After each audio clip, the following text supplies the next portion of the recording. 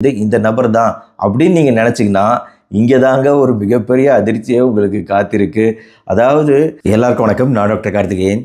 இன்னைக்கு உலகம் வேற லெவலில் போயிட்டு இருக்குங்க. நேற்று கொச்சின்ல இருக்கக்கூடிய இன்ஃபோ பார்க்ல இருந்து, அதாவது ஐடி கம்பெனிகள்லாம் நிறைய இருக்கக்கூடிய இன்ஃபோ பார்க் ஏரியாவில் இருக்கக்கூடிய போலீஸ் ஸ்டேஷன்ல இருந்து 5 போலீஸ் ஆஃபீஸர்ஸ் கிளம்பி வெஸ்ட் பெங்காலுக்கு போயிருக்காங்க. 3 ஆண் போலீஸ் ஆஃபீஸர்ஸ், 2 பெண் போலீஸார். இவங்க எல்லாம் வெஸ்ட் பெங்காலில் மேற்கு பக்கத்தில் இருக்கக்கூடிய புருலியா அப்படிங்கிற ஒரு இடத்துல வசிக்கக்கூடிய 54 வயதான டீச்சரா வேலை செய்யக்கூடிய சுலாபா மிஸ்ரா அப்படிங்கிற ஒரு பெண்மணியோட வீட்டுக்கு தான் இவங்க போயிருக்காங்க. போய் கதவை தட்டுறாங்க. சுலாபா மிஸ்ரா அவங்க வீட்டு கதவை திறக்கிறாங்க. இந்த பெண் போலீஸார் என்ன சொல்றாங்கன்னா, சுலாபா மிஸ்ரா, நீங்க 1 கோடி ரூபாய் திருடி இருக்கிறீங்க, ஒரு மிகப்பெரிய குற்ற சம்பவத்துல ஈடுபட்டிருக்கீங்க, உங்களை கைது செய்ய நாங்க வந்திருக்கோம் அப்படிங்கிறாங்க. ஒரு நிமிஷம் அவங்களுக்கு ஒண்ணுமே புரியல, ஆடி போயிட்டாங்க. அவங்க என்ன ஏதுன்னு விசாரிக்க அவங்க வீட்டு பக்கத்துல இருக்கிறவங்க எல்லாம் என்ன ஏது போலீஸ்லாம் வந்திருக்காங்களே அப்படின்னு பார்க்க வர எல்லாரும் சேர்ந்து சண்டை போட ஆரம்பிக்கிறாங்க.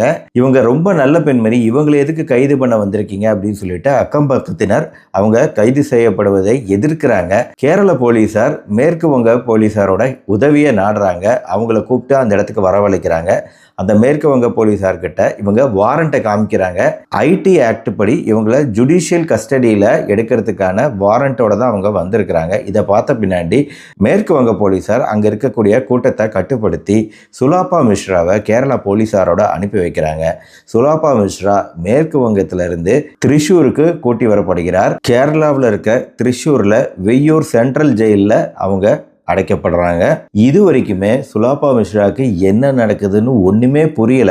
சரி, இப்போ இவங்க மேல கேஸ் கொடுத்தவங்க யாரு அப்படின்னு பார்த்தீங்கன்னா, ஒரு கம்பெனி, அதாவது கேரளாவை சேர்ந்த அந்த கொச்சின் இன்ஃபோ பார்க் பகுதியில் இருக்கக்கூடிய ஒரு கம்பெனி, கார்பெட்டு, டோர் மேட்டு இதெல்லாம் தயாரிக்கக்கூடிய ஒரு கம்பெனி, கேரளா கம்பெனி. அவங்க தான் இவங்க மேல புகார் கொடுத்துருக்குறாங்க. அதாவது இந்த கம்பெனி தன்னோட டோர் மேட்டு, கார்பெட்டு இதெல்லாம் தயாரிக்கிறதுக்கு தேவையான ரா மெட்டீரியல்ஸ், உதிரி பாகங்கள் இது எல்லாத்தையும் வட இந்தியாவில இருந்து தான் வாங்குறாங்க. வட இந்தியாவில் இருக்கக்கூடிய ஒரு கம்பெனில இருந்து வாங்குறாங்க. ஸோ ஒரு பெரிய பல்க் ஆர்டர் ஒன்று வந்திருக்கு. அதனால அதுக்காக ரா மெட்டீரியல் ஆர்டர் பண்றாங்க. ஸோ அந்த நார்த் இந்தியா கம்பெனி, வட இந்திய கம்பெனி பேமெண்ட்டை அனுப்ப சொல்றாங்க. மொத்தம் 1,05,00,000 ரூபாய் டோட்டல் பேமெண்ட்டு. இதை 2ஆக பிரித்து அனுப்புகிறாங்க. அதாவது கேரள கம்பெனி 75 லட்சமும் 30 லட்சமும் 2ஆக பிரித்து அனுப்புகிறாங்க. எந்த அக்கௌண்ட்டுக்கு அனுப்புகிறாங்க அப்படின்னா, இப்போ வட இந்திய கம்பெனி ஒரு இமெயில் ஒன்று இவங்களுக்கு அனுப்புகிறாங்க. அந்த இமெயில் என்ன சொல்கிறாங்கன்னா, எங்கள் அக்கௌண்ட் நம்பர் மாறிடுச்சு, இந்த அக்கௌண்ட்டுக்கு அனுப்புங்கன்னு சொல்லி அந்த வட இந்திய கம்பெனி ஒரு இமெயில் அனுப்புகிறாங்க. அந்த இமெயிலை பார்த்து இவங்க புதிய அக்கௌண்ட்டுக்கு பணத்தை அனுப்புகிறாங்க. ஒரே நாளில் இந்த பணத்தை அனுப்புகிறாங்க. இவங்க பணத்தை அனுப்புன அடுத்த நாள் இன்னொரு இமெயில் வருது வட இந்திய கம்பெனிகிட்ட இருந்து. அதாவது எங்களுக்கு இன்னும் பேமெண்ட் சேரல அப்படின்னு சொல்லிட்டு ஒரு மெயில் வருது.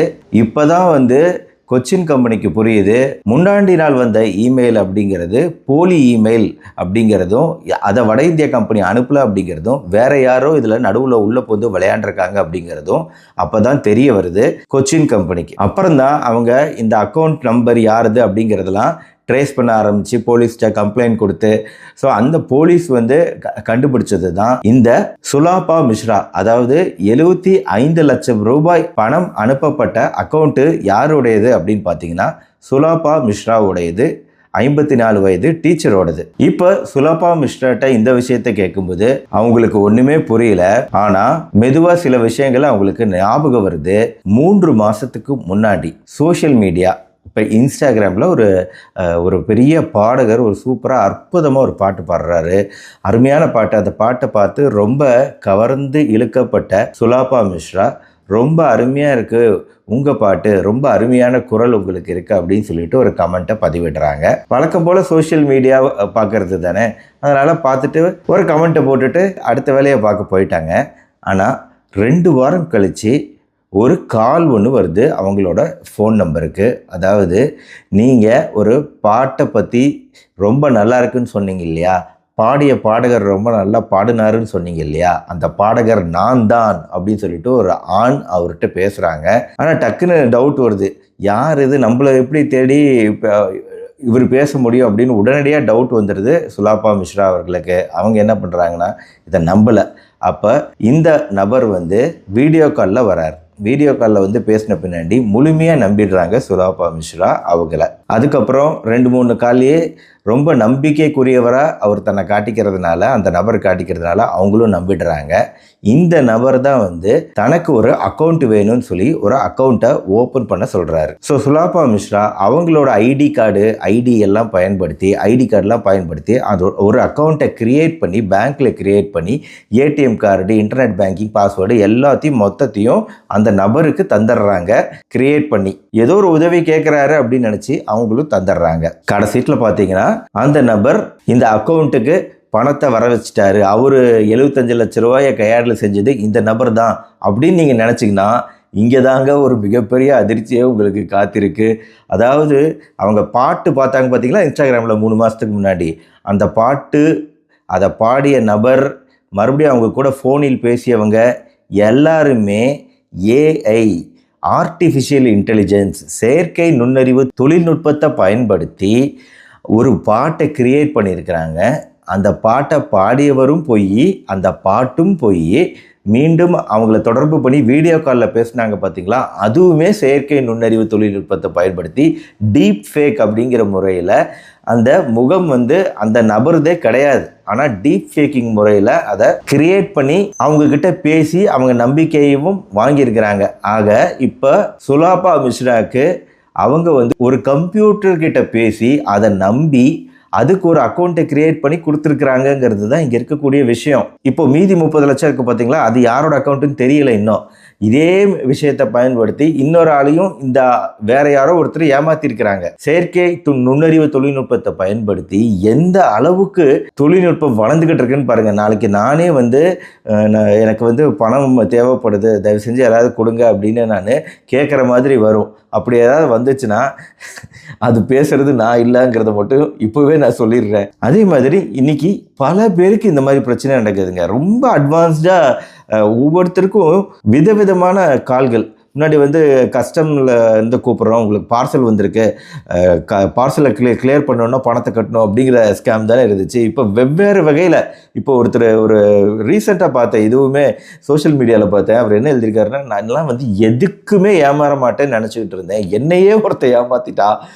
இவருக்கு வந்து ஒரு மெசேஜ் வந்திருக்கு, வாட்ஸ்அப் மெசேஜ். அதாவது சென்னை டிராஃபிக் போலீஸ்லேருந்து வந்திருக்கு மெசேஜ். சென்னை டிராஃபிக் போலீஸ் வந்து நீங்கள் ஒரு ராங் வேல போயிட்டீங்க, டிராஃபிக் ரூலை மீறிட்டீங்க, உங்களுக்கு ஃபைன் அனுப்பிச்சிருக்கோம், இந்த ஃபைனை கட்டிடுங்க அப்படின்னு சொல்லிட்டு மெயில் வந்திருக்கு.